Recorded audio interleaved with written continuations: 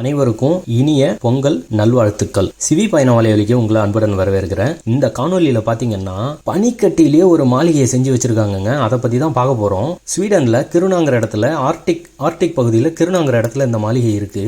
படுக்கையில இருந்து உட்கார்ற இருக்கையில இருந்து தூணு, நம்ம தண்ணி குடிக்கிற குவளை எல்லாமே பனிக்கட்டியில செஞ்சிருக்காங்க. இதெல்லாம் சாத்தியமா அப்படின்ற அளவுக்கு இருக்கு. ஒவ்வொரு அறையும் ஒவ்வொரு மாதிரி அப்படியே செதுக்கி வச்சிருக்காங்க. வாங்க காணொலிக்குள்ள போவோம். இங்கே பாருங்கள், பனிக்கட்டி விடுதிக்கு வந்தாச்சா. அங்கே பின்னாடி இருக்கிறது அப்படியே பனிக்கட்டிலே செஞ்சுருக்காங்க பாருங்கள். அங்கே பின்னாடி நீல நிறத்தில் தெரியுது பாருங்கள். அதுதான் முழுக்க பனிக்கட்டிலே செஞ்ச தங்குற இடம். இது பட்ட பகல் 2 மணின்னு சொன்னால் நம்புற மாதிரியா இருக்குது. ஆனால் வட துருவத்தில் இந்த டிசம்பர் மாதத்தில் ஜனவரி மாதத்துலலாம் இப்படி தான் இருக்கும். 2-3 மாதத்துக்கு சூரியனே இருக்காது, முழுசாக இருட்டு தான். அதுவே நமக்கு மே ஜூன் அந்த மாதிரி மாதத்தில் வந்து சூரியனே மறையாது, 3 மாதத்துக்கு வெளிச்சமாகவே தான் இருக்கும். பனி கட்டியை அறுத்து எடுத்துக்கிட்டு இருக்காங்க. ஆஹா, எந்திரம் ஒரு நிறைய மின்சாரத்தை எடுத்ததுனால அந்த இது புகஞ்சிருச்சு. அதனால தான் அணைஞ்சிருச்சு எல்லாமே. ஷார்ட் ஆயிடுச்சு. ஆமாம், இவங்கெல்லாம் இந்த பனிக்கட்டி விடுதியில் அந்த அறையிலேயே தங்கியிருந்தவங்க, தங்கிட்டு போகிறாங்க. இது நம்ம உள்ளே போய் சுற்றி பார்க்குறதுக்காக நிற்கிற கூட்டம். இங்கேருந்து ஞாபகார்த்தமாக வாங்கிட்டு போகிறதுக்கு பல பொருட்களை வச்சுருக்காங்க பாருங்கள். பொம்மை, குவளை, புல்லா. இவனுங்க கூட கொசுவுக்கு சொந்தமாக எண்ணெயை வச்சுருக்கானுங்க, இங்கேயே செஞ்சதுன்னு. நம்ம ஆளுங்க வெளியேருந்து எதையோ வாங்கி தடவிட்டு இருக்காங்க. 375 ஸ்வீடிஷ் குரோனர் கொடுத்துட்டு உள்ளே வந்துட்டோம். கிட்டத்தட்ட 3000 ரூபா. இங்கே பாருங்கள், நம்ம நல்லா அந்த மான் தோலை வச்சு பயங்கரமாக பண்ணியிருக்காங்க. இங்கே பாருங்கள், உள்ள எல்லாம் பனிக்கட்டிலே தூணு, அறைகள் எல்லாமே பனிக்கட்டி. அப்படியே இங்கே பாருங்கள் என்னென்னலாம் சேட்டை பண்ணி வச்சுருக்காங்கன்னு. பனிக்கட்டி அப்படியே இறுக்கி செதுக்கி வச்சுருக்காங்க. நம்ம பனிப்பாறை நாங்கள் பார்ப்போமே அந்த மாதிரி இல்லை, இது இவங்களே செயற்கையாக செஞ்சது. இந்த தூண் பாருங்களேன், எல்லாமே தூண் முதற்கொண்டு எல்லாமே வந்து பனிக்கட்டி தான். எல்லாம் என்னடா வெறுங்கையில் சுற்றிட்டு இருக்கான்னு பார்த்துட்டு போகிறாங்க. எப்படியும் ஏன்னா இன்னும் கொஞ்சம் நேரத்தில் நமக்கும் குளிர ஆரம்பிச்சிடும். கையுறையை போட்டுக்கிறது தான் சிறப்பு, இல்லாட்டின்னா ரொம்ப சிரமம். போட்டுக்கிறோம், இல்லைன்னா கொஞ்சம் நேரத்துக்கு நல்லா தான் தெரியும், அதுக்கப்புறம் ஆட்டம் காணும். இப்போ செம. நம்ம பின்னாடி நேராக போயிட்டு வருவோம். இங்கே பாருங்கள், இந்த மின் விளக்கை சுற்றி நம்ம ஊரில் இதில் போடுவோம்ல கண்ணாடியில், அந்த மாதிரி பனிக்கட்டி. இதுவும் பனிக்கட்டி. நமக்கு இடது வலதுன்னு நிறைய அறைகள் இருக்குது, நிறைய வழிகள் இருக்குது. நம்ம நேராக முதல்ல போய் நேராக இருக்க அறையை பார்த்துட்டு அதுக்கப்புறம் வருவோம். அங்கங்கே என்ன எப்படி உட்காரலாம். உட்காரக்கூடாதுன்னு போடல, அதனால உட்காரலாம். குளிருதா எப்படி இருக்கு எதுவும் தெரியல. கொஞ்சம் நேரம் ஆகும். இதில் புகைப்படம் எடுக்கிறதுக்காகவே வரிசையில் நிற்கிறாங்க. ஐயோ, உட்கார்றதுக்கெல்லாம் மான் தோல் போட்டிருக்காங்க. இங்கே உட்காந்தா பிரச்சனையே இல்லை, ஒன்றும் தெரியாது. ஆனால் பாருங்கள், பனி கட்டி மேலே தான் உட்காரணும்.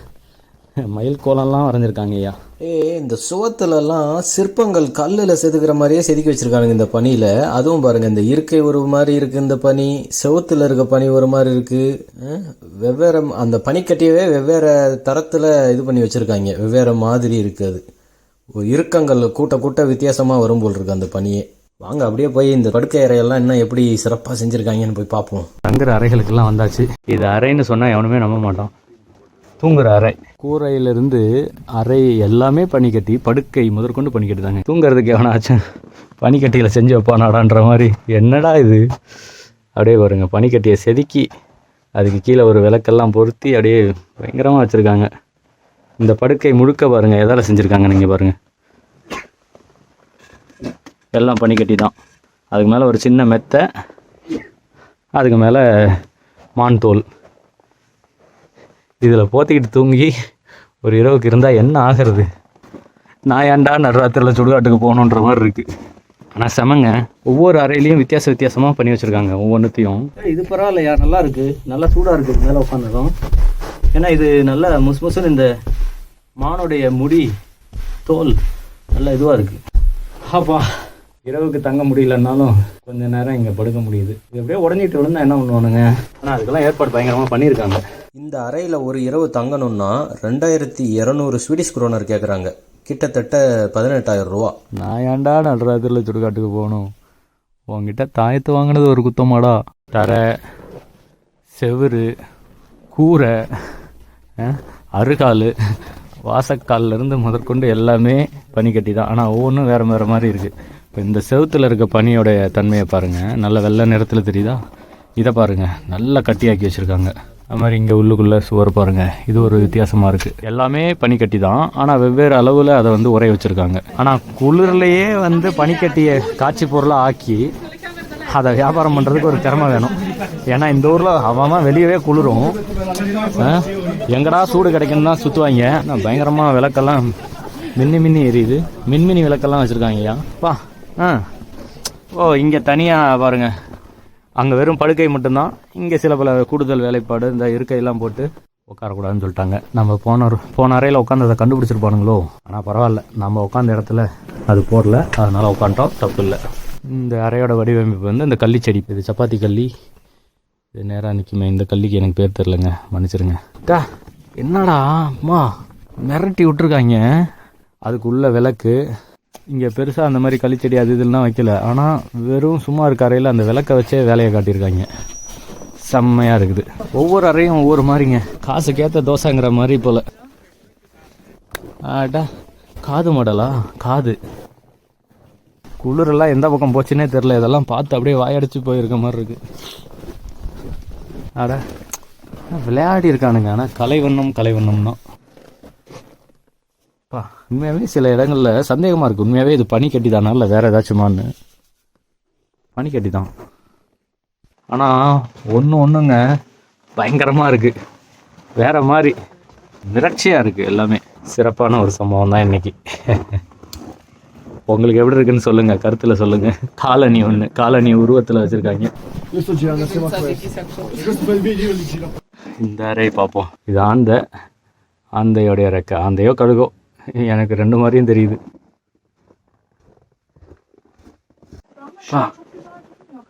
பாருங்க எவ்வளோ வேலைப்பாடுகள் பாருங்க. காசு வாங்குறாங்க தான். அதாவது ஒரு இரவுக்கு இங்கே தங்கணும்னா 22,000 18,000 ரூபான்றது கொஞ்சம் கூடுதலாக தான் இருக்குது. ஆனாலும் அதுக்காக அவங்க மெனக்கெட்டு உழைச்சி ஏதோ பண்ணி வச்சுருக்காங்கல்ல, பாராட்டலாம். இந்த ஊருக்கு இது ஒரு பாராட்டத்தகுந்த வேலைப்பாடுகள் தான். என்ன அங்கங்கே மின்னல்லாம் வெட்டுது, வெறித்தனமான வேலைப்பாடாக இருக்கும் போலையே. என்னென்னலாம் பண்ணி வச்சுருக்காங்க பாருங்க, வேற மாதிரியான இது.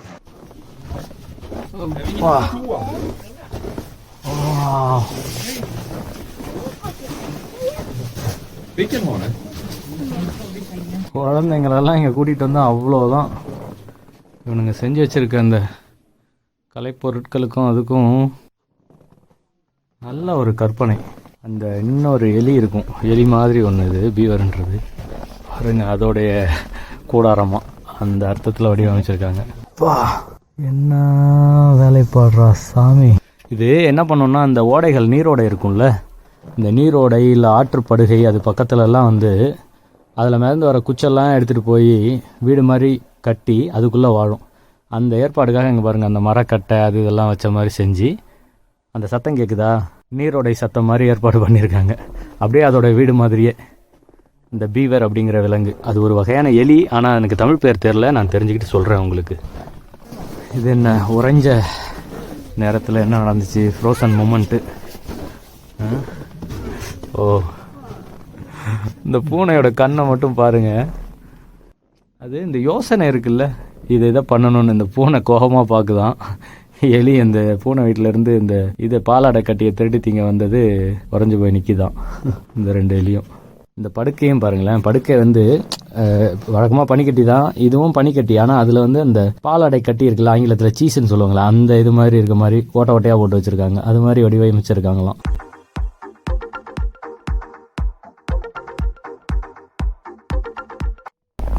இது வந்து முன்னெல்லாம் இப்படி தான் வந்து இந்த மாதிரி கூம்படிக்கத்தில் குச்சி அமைச்சு, அதுக்கப்புறம் இந்த மானுடைய தோலெல்லாம் வச்சு இந்த மாதிரி படுதா தச்சு இப்படி தான் தங்கிட்டு இருந்தாங்க முன்னாடியெல்லாம்.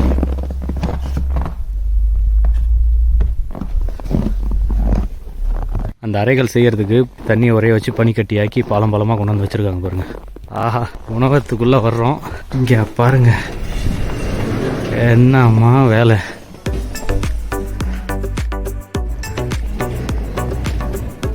வா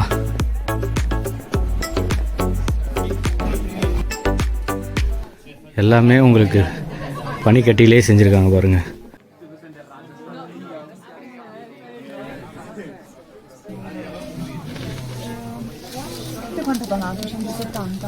வச்சு குடிக்கிற மேசையிலிருந்து குடிக்கிற கோப்பை எதில் ஊற்றி கொடுக்குறாங்களோ அந்த கோப்பை அது வரைக்கும் எல்லாமே பனிக்கட்டியிலே செஞ்சுருக்காங்க. எல்லாமே பனிக்கட்டியா டே வழுக்குது, பார்த்து போடா.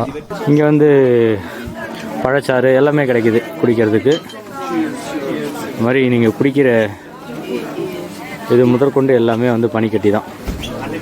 கோப்பை, இந்த குடிக்கிற கோப்பை இருக்குல்ல, இது எல்லாமே பனிக்கட்டி தான். அண்ணாச்சி தான் எல்லாத்தையும் ஊற்றி கலந்து கொடுக்குறவர். சும்மா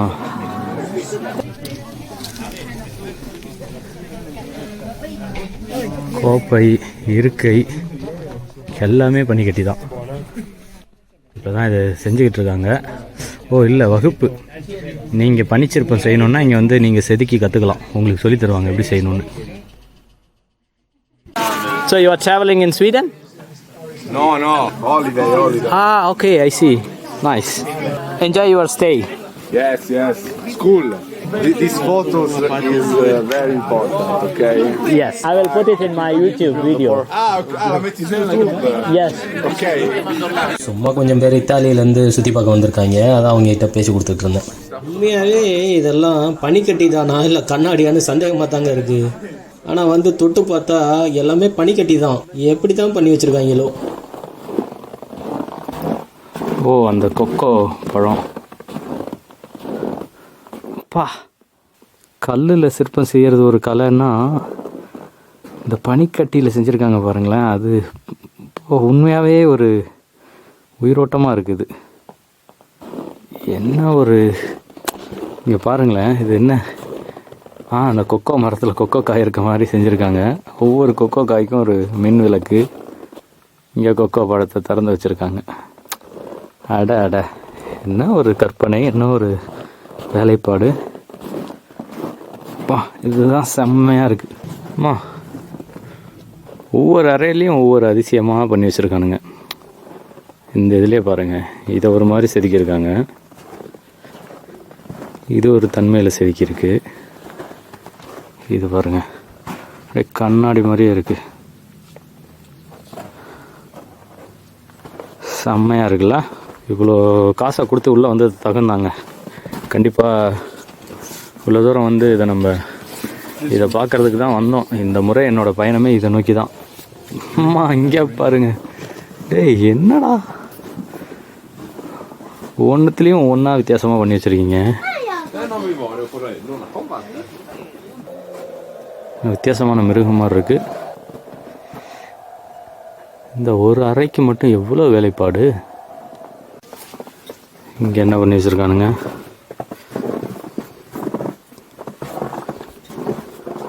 ஒரே திகிலாக இருக்கப்பா.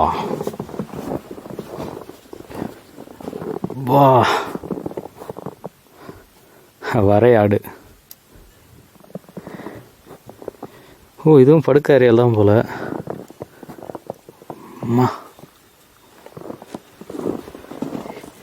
என்னம்மா இதில் அப்புறம் தூங்குறது. ஆத்தாடி.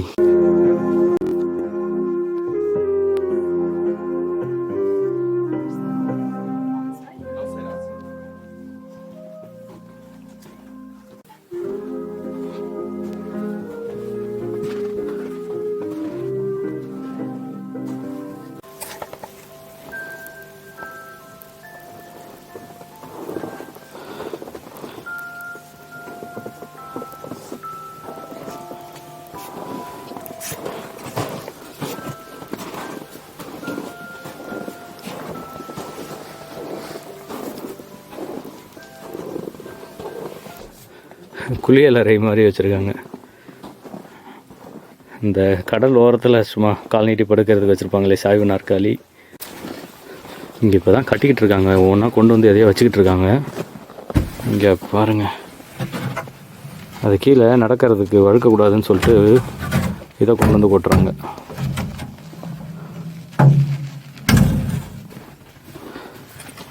எல்லாத்தையும் கீழே நடக்கிறதுக்கு பரவி விடுறாங்க. இல்லைன்னா கீழே ரொம்ப வழுக்கிற மாதிரி இருக்கும்ல, அதனால். ஆனால் உண்மையிலே இதெல்லாம் செமங்க. அதாவது ஒரு பனிக்கட்டியில் இவ்வளோ விஷயத்த பண்ண முடியுமா? தண்ணியை உரைய வச்சு இப்படி வெவ்வேறு வண்ணங்களையோ இல்லை வெவ்வேறு வடிவங்களையோ கொண்டு வர முடியுமான்னு நினச்சி பார்க்கவே ஆச்சரியமாக இருக்குது. ஒவ்வொரு ஆண்டும் இதை புதுசாக செய்வாங்க. ஏன்னா இது வந்து மார்ச் மாதத்தில் உருகிடும்.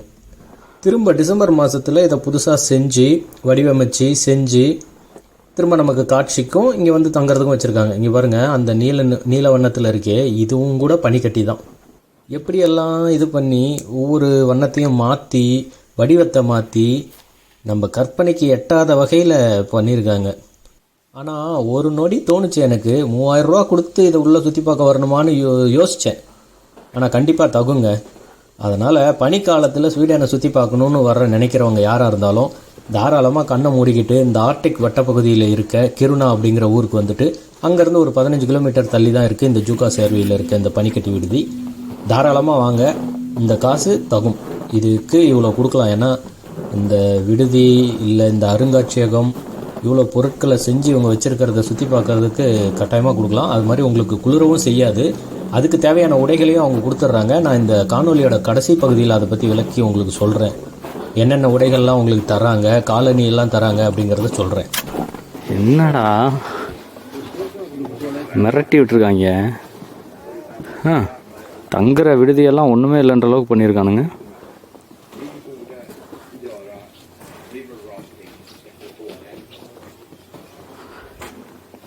கடல் கன்னியா?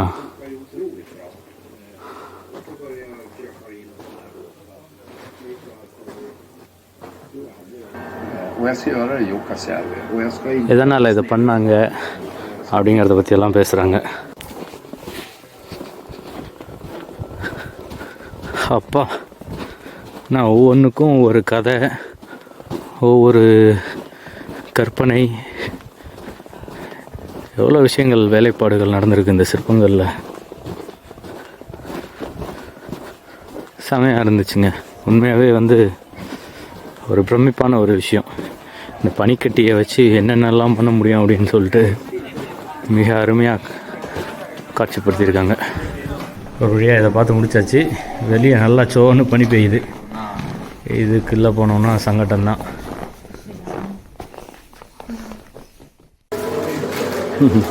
பார்த்தீங்கன்னா நீங்கள் வந்து இங்கே வந்து உங்களுக்கு வந்து அனுமதி சீட்டு வாங்கிக்க வேண்டியதான். அந்த அனுமதி சீட்டு வாங்கினீங்கனாலே உங்களுக்கு வந்து இங்கே பார்த்தீங்கன்னா இந்த காலனி, அப்புறம் இந்த உடை இதெல்லாம் வந்து தருவாங்க. இதை நீங்கள் எடுத்து போட்டுட்டு போகலாம்.